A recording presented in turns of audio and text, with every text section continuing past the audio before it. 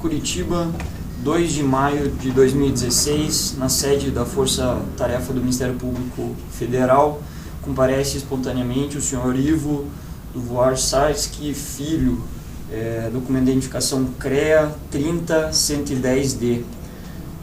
O senhor Ivo se faz na minha presença, Procurador da República Robert Pozobon e também Procurador da República Júlio Carlos Mota Noronha.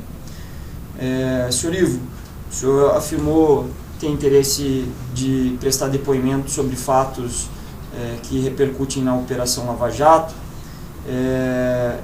Nós gostaríamos de saber se o senhor gostaria de prestar esse depoimento, essas declarações em que condição, né? Nós advertimos o senhor sobre as possibilidades de depor como testemunha, sobre a existência do Instituto da Colaboração. Qual que é a sua intenção, senhor? Meu comparecimento aqui foi espontâneo, eu vim na condição de testemunha. Eu acredito nessas 10 medidas que vocês estão colocaram aí, eu também assinei como 10 medidas de combate à corrupção. Então eu acho que são ações de cidadania. Eu presenciei uma série de atos que eu considero irregulares, né? Eu participei de algumas gestões nesses projetos na área de óleo e gás e vi coisas que realmente que eu considero irregulares. Fiz na época os meus depoimentos, fui punido inclusive internamente pela empresa por conta dessa falta de alinhamento com a visão de cima. E eu acho que agora, né, chegado o momento nessa operação em que está se passando o Brasil a limpo, eu considero importante até dar essa declaração, ajudar, na realidade, a Força Tarefa para identificar esse tipo de mecanismos e que possam, na realidade, sanear de uma vez por todas, né? O Brasil vem sangrando, nós como cidadãos aí estamos sofrendo violentamente, né? O Brasil está realmente inaceitável, né? Então eu trago alguns fatos, né, e algumas peças desse mosaico que possa ajudar aí a Força Tarefa a montar o mosaico, o grande mosaico, e tentar desarmar isso para o futuro, né? Perfeito. Minha visão. Senhor Ivo, então por dever legal nós advertimos, então, agradecemos a sua pronta colaboração e advertimos que o senhor irá prestar esse depoimento, então, na condição de testemunha, e nessa condição o senhor está obrigado a dizer a verdade sob as penas da lei. Eu peço que o senhor também fique completamente à vontade, acaso seja questionado sobre um fato que repute poder prejudicá-lo, poder incriminá-lo, o senhor tem o direito constitucional de permanecer em silêncio. Eu gostaria também de adverti-lo que esse ato ele vai ser registrado, conforme conversamos anteriormente, no registro audiovisual, e o depoimento seguirá em seguida com um termo, mas todo o ato será registrado sob essa forma, para que seja um depoimento que flua melhor, né, sem prejudicialidade de ser reduzido a termo posteriormente. Então, feitas essas advertências iniciais, nós gostaríamos de indagá-lo especificamente sobre suas atividades na OSX, mais especificamente no que diz respeito à participação da OSX num consórcio com a Mendes Júnior, o chamado Consórcio Integra, que foi contratado pela Petrobras. Nós gostaríamos que o senhor, tanto quanto possível, fizesse um breve resumo sobre seus cargos, sua posição nesse contexto. Ok, eu entrei na OSX, né, em 15 de junho de 2012, na condição de gerente executivo da construção do estaleiro da OSX no Açu, no município de Açu. Então, eu sou um especialista em construção naval, sou engenheiro naval com mestrado, e a minha área de competência é a área de construção. Construir o estaleiro, as obras de implantação do estaleiro, e preparar o estaleiro para construir os FPSOs nos contratos para a OGX. Ao chegar na OSX, o estaleiro já estava, as obras de terraplanagem estavam começando, e então eu passei a maior parte do meu tempo lá no município do Açu, e posteriormente, com uma mexida na estrutura da OSX no Rio de Janeiro, eu fui reconhecido como um potencial e levado do Açu para o Rio de Janeiro, onde eu assumi outras funções. Desculpa interrompê-lo, só para contextualizarmos, qual foi esse período? Em 2013, em junho de 2013, eu assumi a função de diretor da OSX em substituição ao diretor Danilo Batista, o qual havia na época substituído o Musa, também diretor da OSX, que acabou indo para a Sete Brasil. Então eu substituí o Danilo nesse período, e eram minhas atribuições como diretor da OSX, fazer a gestão de todo o estaleiro, né, e as obras do estaleiro, as obras da construção das plataformas que estavam em andamento, e também substituí-lo na condição de administrador da OSX junto à Integra. A Integra era um consórcio, era uma empresa nova formada pela construtora Mendes Júnior e a OSX para construir as obras de integração da P67 e P70. Eram duas plataformas, dois FPSOs, que a Petrobras adjudicou a Mendes Júnior e a OSX. No início, antes da Integra ser constituída, esse contrato foi firmado com a Petrobras diretamente com a OSX e com a Mendes Júnior. Então, por 3 ou 4 meses, houve faturamento direto da OSX e da Mendes Júnior contra a Petrobras. No meio do caminho, a Mendes e a OSX formaram essa empresa nova. Ela então pegou a parte residual do contrato e ela foi considerada como chamam um SPE, um Special Purpose Entity, que seria uma entidade de propósito específico para a construção dessas obras de integração. Então, eu substituí já o Danilo nessa condição. A maior parte dos contratos já haviam sido firmados, já estamos aí em meados de 2013, e então a minha atribuição era assinar, aprovar as faturas. A grande maioria dos contratos já havia sido firmada. E só para que nós entendamos, essa SPE que o senhor assumiu em lugar do Danilo Batista, ela tinha... o senhor passou a ser o representante da OSX nela, e ela tinha também um representante da Mendes Júnior? Sim, o representante da Mendes Júnior é o Luiz Cláudio, que é um engenheiro que acompanhou esse contrato desde o início. O nome dele chama-se Luiz Cláudio Machado Ribeiro, é o diretor comercial e industrial da Mendes Júnior, da construtora Mendes Júnior.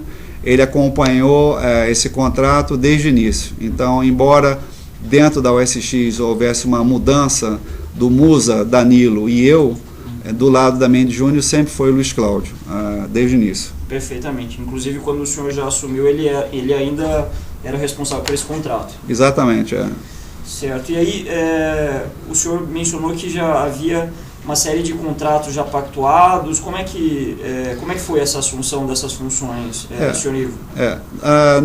No contrato da Integra, a Mendes Júnior, ela ocupava a função de líder do consórcio. Ela tinha 51% e a Mendes Júnior e a OSX 49%. Nós da OSX cedíamos a área e preparávamos o estaleiro, e a liderança e a interface, que era a coisa mais importante, politicamente, toda a interface com a Petrobras, era a Mendes Júnior que fazia esse papel, né, especificamente o Luiz Cláudio, com 51%. E a mecânica era a seguinte, né, os faturamentos e contratos com fornecedores era feito, então, depois que foi constituída a Integra, feito pela própria Integra, e era assinado por duas pessoas, o representante da Mendes e pela OSX. Então, no meu caso, especificamente quando eu assumi, praticamente 95% dos contratos já tinham sido assinados. Então, nós estamos falando de aprovações regulares de faturas. Né? Foi quando começaram a acontecer algumas faturas estranhas, digamos assim, e que eu questionei e realmente começaram a ver que havia uma série de desvios das funções. O que o senhor identificou, senhor Ivo, nessa questão das faturas? Havia, na realidade, a empresa, né, a OSX e a Mendes Júnior, tinha uma estrutura própria, né, quer dizer, tinham uma gestão de engenharia, suprimento, etc. Então, haviam contratos que foram firmados de prestação de serviço de suprimento, outsourcing, que seriam aquisição que eram absolutamente desnecessárias. Você estava contratando uma consultoria, pagando uma fortuna por coisas que a própria OSX e a Mendes Júnior poderiam executar sem precisar terceirizar. Esse tipo de indagação, ao receber essas faturas para aprovar, para validar como integra, ou seja, como assinatura da OSX, eu passei a questionar e fui buscar explicações. Dentro da casa, né, foi o caso aí, no caso da Isolux, a Veolia e outras, foram contratos que me pareciam bastante estranhos, né, em termos da natureza e de valor também. Só para a gente detalhar um pouco mais então, quando o senhor se deparou com esses contratos de suprimentos, contratos de prestação de serviços, o senhor viu que a própria Integra poderia efetuar. O senhor identificou, então, o senhor mencionou algumas empresas. Quais seriam essas empresas que o senhor... A empresa Isolux, o que me chamou a primeira atenção de cara foi a Isolux e Tecna. São duas empresas que pertencem ao mesmo grupo, que estava sendo usado claramente, depois ficou visto que é uma empresa de fachada, em que eles eram um mero captador, captador na realidade da propina, né? Colocando lá com o Luiz Cláudio sobre a origem desse contrato, né? Me foi colocado para não mexer nesse tipo de assunto, porque ele foi objeto de uma negociação logo no início do contrato, lá atrás, foi uma condição básica para conseguir a adjudicação desse contrato para a OSX e para a Mendes Júnior. Na realidade, era um pagamento carimbado para o José Dirceu, então, e a estrutura do José Dirceu. Então, não pagar a técnica Isolux era, na realidade, ferir um acordo que foi feito lá na origem. Esse acordo era um acordo... o senhor conversou sobre isso com o Luiz Cláudio? O senhor procurou... Eu comecei inicialmente com o Luiz Cláudio, também na saída lá com o Danilo Batista, que foi o meu predecessor dentro da Integra, né? Porque foi um contrato assinado por eles. Eu acredito que quem tenha celebrado esse contrato lá atrás, na época com o Luiz Cláudio, foi o Musa, pode ser confirmado pelo Musa. E em duas situações em discussão lá com o Ike Batista, eu coloquei que haviam coisas estranhas lá embaixo, né? Quer dizer, lá embaixo, né? Eu estava lá no 13º andar, o Ike estava no topo lá do Hotel Serrador, lá da EBX, e dizia que tinham contratos que eu não me sentia muito confortável, porque eu não entendia qual a razão.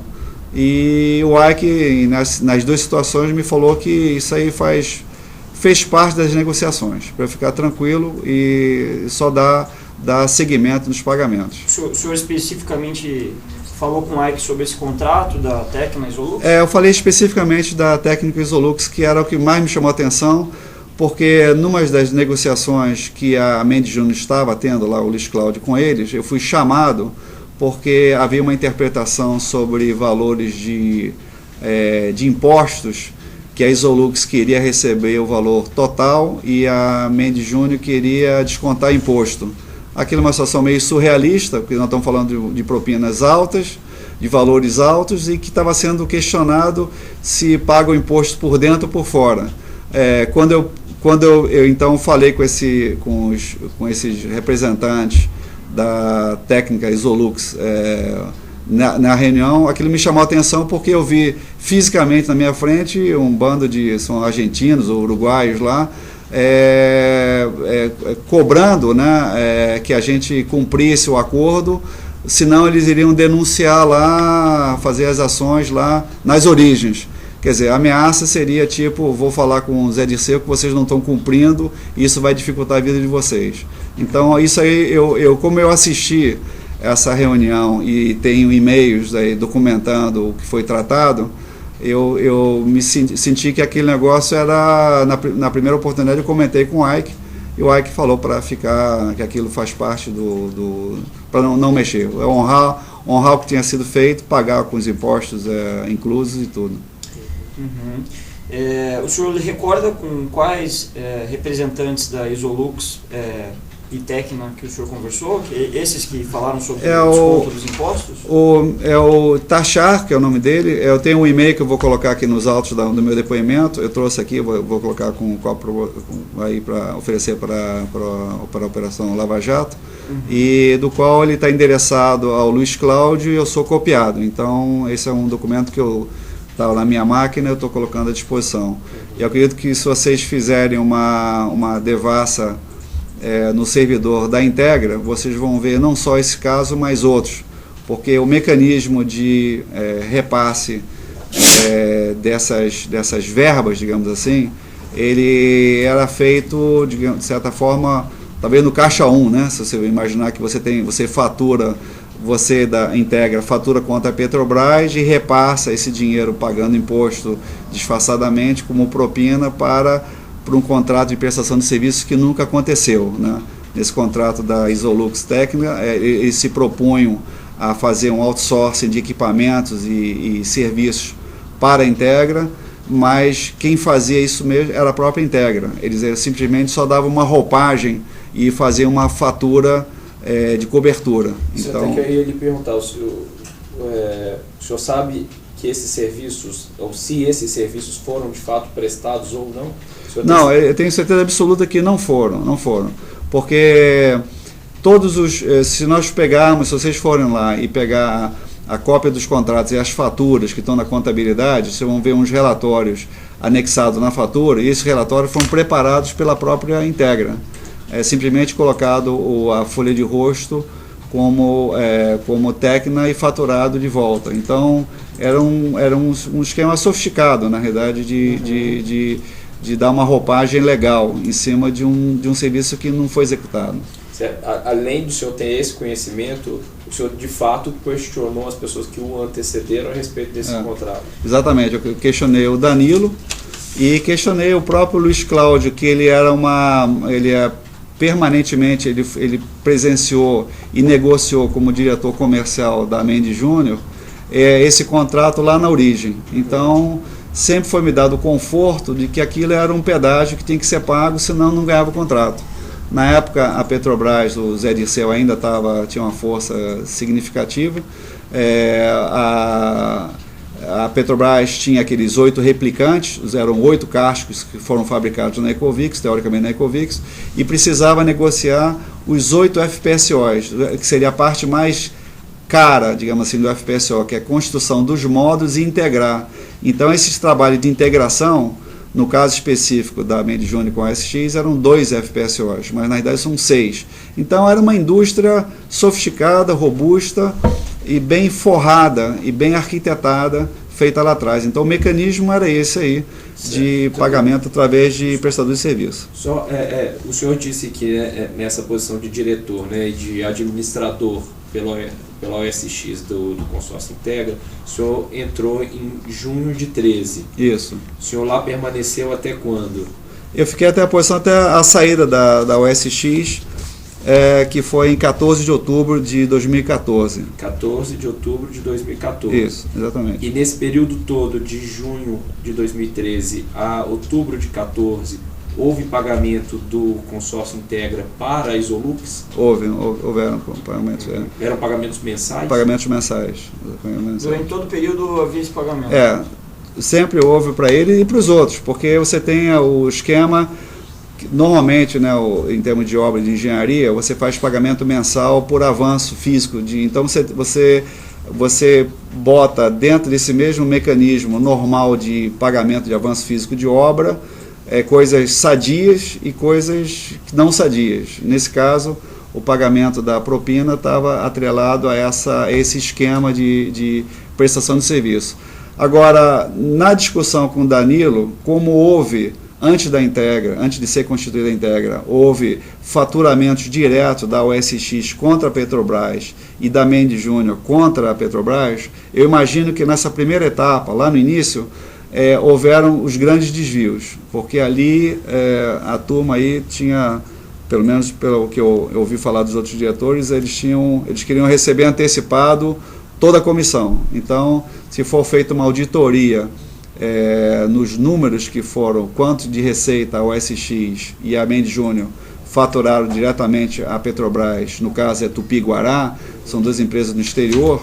Eu acredito que ali vai ficar, assim, eu desconheço, não tive acesso, mas eu acredito que ali vai ficar mais evidente ainda essa questão. Isso foi relatado ao senhor pelo Danilo? Foi revelado para mim pelo Danilo de que a Integra foi constituída depois de já terem sido feitos faturamentos diretos lá atrás da Petrobras pela OSX diretamente e pela Mendes Júnior diretamente. Então, esse esquema, assim, é totalmente impossível dizer que o Ike Batista desconhecesse qualquer que seja esse mecanismo, porque até para comprar um prego dentro do estaleiro, ele participa, a estratégia dele, ele monta essa entrada da Mendes Júnior ou dessas obras da Petrobras. Era o primeiro grande cliente, além da OGX, que era o cliente da OSX. Então, foi cercado de todos os cuidados por parte do Ike e da equipe dele. Só para ficar bem contextualizado e claro, Ivo, quando o senhor verificou esses contratos suspeitos, essas faturas sem contraprestação de serviços da Tecna e da Isolux, o senhor procurou o Luiz Cláudio, procurou o Danilo e procurou o Ike. Exatamente. Todos os três revelaram saber que era um pagamento sem contraprestação, que tinha por finalidade que o dinheiro chegasse a José Dirceu. Exatamente. Especificamente do Danilo e do Luiz Cláudio, o nome falado foi Zé Dirceu. O Ike nunca falou Zé Dirceu, mas é mesmo porque ele mantém fala em questões mais figurativas. Mas o Luiz Cláudio e o Danilo não hesitaram em dizer isso. E eu diria que o próprio Musa, já que ele está em delação premiada, ele pode revelar a vocês se for feita uma pergunta específica. Porque ele, se eu fui aprovar as medições mensais, e essas medições, a fatura vinha com o relatório de suprimento como se eles tivessem feito esse trabalho. Só que na realidade não foi. Na realidade, o próprio documento era gerado na própria Integra. Mas ele tinha roupagem, absolutamente, um auditor não vai descobrir isso se ele teria que fazer um trabalho extremamente delicado, porque é um crime bastante sofisticado. O trabalho a roupagem de prestação de serviço foi feita através de pessoas tinha da área. Tinha suporte material. Exatamente. Então, o senhor saberia indicar, por exemplo, quem que efetivamente fez o trabalho dentro da Integra, o trabalho que seria o trabalho da técnica? Sim, sem dúvida. A gerência de suprimento, a equipe de compradores e gerente de suprimento da Integra foram os que prepararam o relatório. O senhor lembra o responsável da área? Eu não sei o nome aqui agora dele, mas eu posso pegar o organograma e trazer para vocês, não há dúvida nenhuma. Isso foi um documento gerado dentro da própria Integra. Então, digamos, a Integra gerava um documento com o logo, com a identificação da... Ele preparava as planilhas que iam para a Isolux e Tecna, que colocaram o logo e voltava para a empresa. Tá. Então tem um fluxo, digamos, do produto final da Integra para a Isolux /Tecna, e aí retorna do mesmo jeito. Porque o casamento era um mecanismo de você já combinado de que é desse jeito que eu vou te pagar. Então, com isso, ficava uma operação sofisticada. Nós tínhamos dentro da OSX um engenheiro destacado que ficava permanentemente lá dentro da Integra, acompanhando lá, que foi um preposto do Danilo, foi um engenheiro de nível um pouco menor, chamado Marcelo Mônico. Ele foi desligado depois da Integra, se ele for contactado aí no mercado, ele também conhece bem esse mecanismo, porque ele ficou full time lá dentro da Integra. Então, qual que era a função dele? Desculpa. Ele foi um assessor do Danilo, que era um assessor do antigo diretor da OSX, que ficava lá dentro em tempo integral. Então ele tinha conhecimento dessa estratégia? Ele tinha certeza absoluta. Por lá da OSX. E ele foi demitido? O que aconteceu? O que acontece é o seguinte, da época da EBX, né, nadando, com tudo dando certo, né, em 2011, 2012, né, tá tudo tranquilo. Aos poucos o grupo começou a entrar num declínio, né? As ações da OGX foram questionadas no mercado, né? Então, de repente, no efeito dominó, a OGX virou pó, ou praticamente as ações perderam valor, porque foram feitas promessas ou declarações fantasiosas sobre quantidade de petróleo que tinha, etc. Tal. Houve, na realidade, uma frustração dos investidores e a ação da OGX despencou. Ela despencou, a OSX, que tinha na OGX o seu maior cliente, ela imediatamente entrou também em crise, que fez com que ela entrasse em recuperação judicial. Durante esse período, eu estava numa ascensão interna. Eu saí de gerente de construção do estaleiro, assumi a direção da empresa, ainda responsável pela construção do estaleiro, e passei a tomar conhecimento de outros fatos e dados no nível maior. E então comecei a questionar, até exercer a minha função de diretor. Nessa condição, eu fui trocado de seletista para estatutário, junto com o diretor-presidente na época, chamado Carlos de Belô. Nós então entramos em cima do Ike para cobrar a put, que era uma obrigação dele de injetar dinheiro até $1 bilhão dentro da OSX e também na OGX, para resolver problemas momentâneos de caixa. O que nós estávamos tendo? Todas as nossas dívidas com os estaleiros lá fora, na construção da OSX 1, 2 e 3, que demandavam pagamentos lá para fora, eles ficaram expostos porque a força do grupo estava se ruindo. Então fizemos, na realidade, uma série de demandas para o AIC em termos de put e também acionar a OGX, que era o nosso cliente, as duas são SAs, e para poder fazer com que, colocar na realidade na justiça.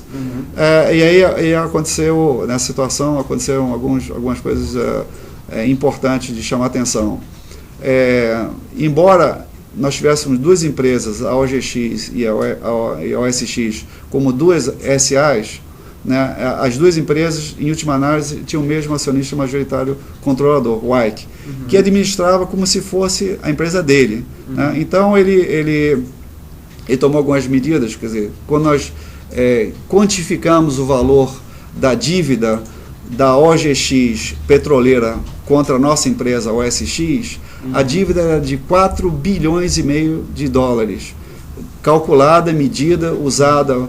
Nós usamos um escritório da Álvares de Marçal para fazer esse cálculo. Só estou preocupado um pouco de a gente sair um pouco da linha da Integra.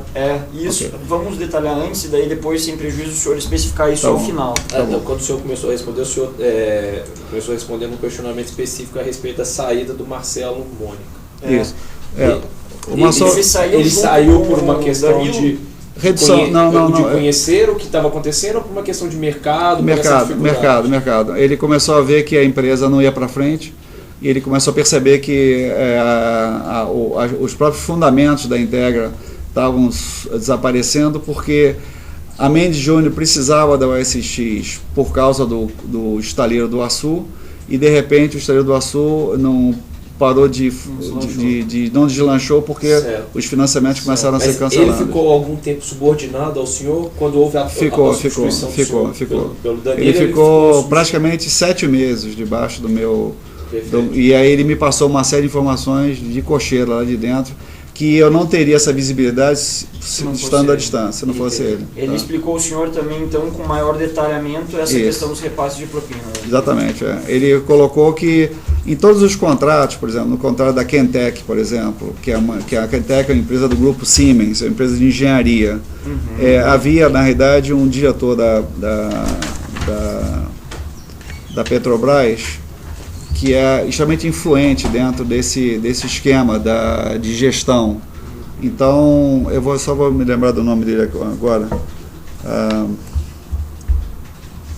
Eu vou me lembrar do nome, mas ele é da diretoria da Graça Foster, diretoria de engenharia. Então, havia, na realidade, o preço da Kentec também foi abusivamente inflado. Normalmente, numa obra de engenharia, quando você vai fazer um projeto desse de grande porte, nós estamos falando de 2 a 3,5% do valor do contrato é a parcela de engenharia referente. Depois você tem a compra dos equipamentos, a montagem e tal. Então a parcela de engenharia é um valor, é um percentual do valor total do contrato. Nesse caso, ele extrapolou todos os parâmetros internacionais. Ele chegava a quase 12%. Nossa. Então você estava sendo obrigado a contratar uma empresa, a Kentec, uma empresa boa, é uma empresa do grupo Siemens, num valor superfaturado. Então havia um interesse, inclusive, desse diretor da Petrobras, de que primeiro fosse essa empresa e também não houvesse nenhuma retenção por parte da empresa nossa de atrasar pagamento, porque era importante que ela recebesse a tempo e a hora. A Kentec. A Kentec. Mas e aí, o senhor falou que no caso da Veolia, da Tecna e da Isolux, o valor iria para José Dirceu. No caso da Kentec... Ali não foi colocado para mim Zé Dirceu, mas ficou muito claro que havia um interesse da diretoria da Petrobras de que esse pagamento acontecesse a tempo e a hora, que não houvesse atraso, especificamente com relação à Kentec. Então, a Petrobras não tinha nenhum interesse nisso, porque era uma subcontratação da Integra que era contratada por ela. Por outro lado, a mesma diretoria, ela implantou a Kentec em outros locais. Então, porque eu volto a dizer, nós estamos falando de 8 navios, 8 FPSOs, e do qual nós estamos fazendo 2, e tinham mais outros 6. Então havia lá uma malha, digamos assim, de interesse. E a Kentec prestou serviço para os outros também. Então, o que o senhor identificou ao longo desse período que o senhor presidiu a OSX foi que a Kentec tinha os seus serviços sobrevalorados consideravelmente. Consideravelmente. E eu falo isso porque normalmente é um percentual do valor do contrato. Em termos internacionais, você está entre 2,5% a 3,5% do valor total do contrato. Sim, serviço de engenharia de modo geral. Que é um serviço normal de engenharia. A Petrobras dá o projeto básico, era dela, você tinha um detalhamento para uma empresa terceirizada.